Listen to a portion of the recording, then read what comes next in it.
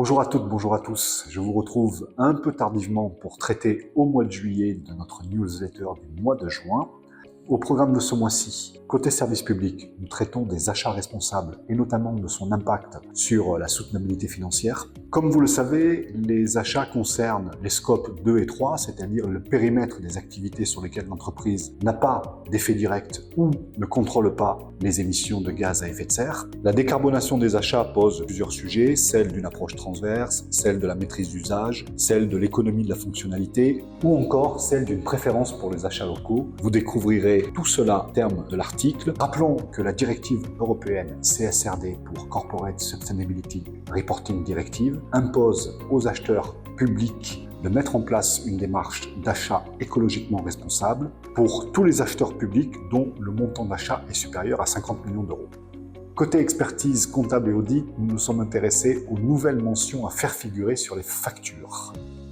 Le législateur a prévu, dans le cadre de la généralisation de la facture électronique, 4 nouvelles mentions obligatoires à faire figurer sur les factures, à savoir le numéro sirène, la nature de l'opération, l'option pour le paiement de TVA et enfin l'adresse de livraison des biens. Ces nouvelles mentions, initialement prévues d'entrer en vigueur au 1er juillet 2024, sont reportées selon un calendrier que vous retrouverez, à savoir le 1er septembre 2026 pour les grandes entreprises, les entreprises de taille intermédiaire et les membres d'un assujetti unique et au 1er septembre 2027 pour les petites et moyennes entreprises ainsi que les micro-entreprises. Nous profitons de cet article pour vous rappeler l'ensemble des mentions obligatoires à faire figurer dans les factures et le calendrier de mise en œuvre et de déploiement de la facture électronique en France. Côté transformation et transition professionnelle, nous nous sommes intéressés aux actualités du règlement général de protection des données. Quelles sont les actualités en matière de RGPD? 5 points sont précisés par le RGPD: l'évaluation de l'impact des transferts, le rôle